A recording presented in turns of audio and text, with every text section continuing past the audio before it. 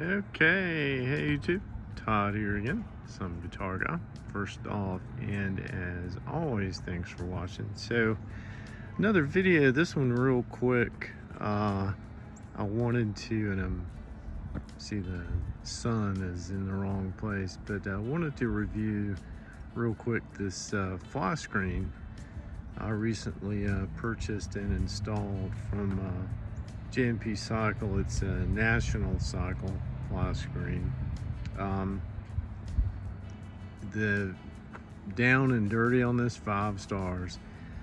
It's one of these universal parts. They list it as for like 57 to 21 Harleys, Indians, and something else. I forget. I'll have to put the link up. You see it's a little dirty. The bike's dirty. But pretty simple installation. Kind of give the 360 how it looks. Not the really kind of would have preferred the black frame there to go with the rest of the bike, but pretty simple to install. It's really easiest to see it right here, just this one bracket around the fork. You can probably see that black is a rubber spacer, and it comes with like 5 for different size forks. And then you have this bracket that can invert, so it goes out or in instead of out. I have it going out to fit my bike.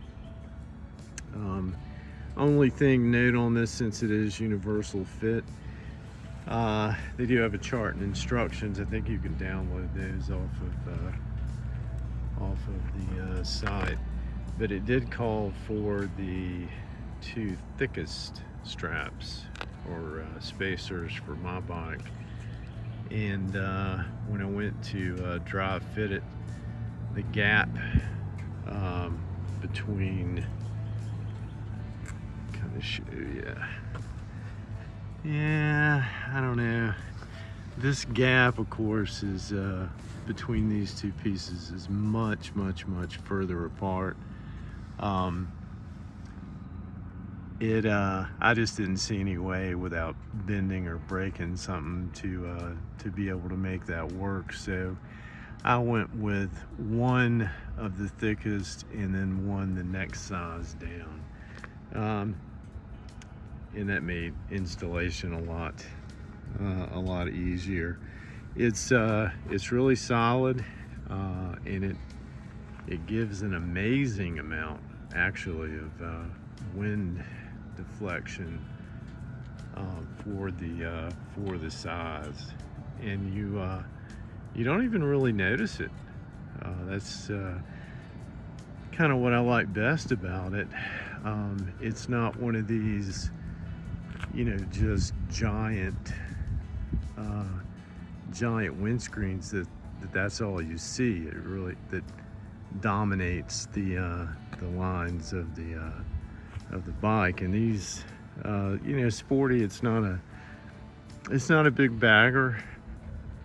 60-inch wheelbase. I think it's very easy to dominate the lines or to overwhelm the lines of the bike, and you really kind of don't even see it.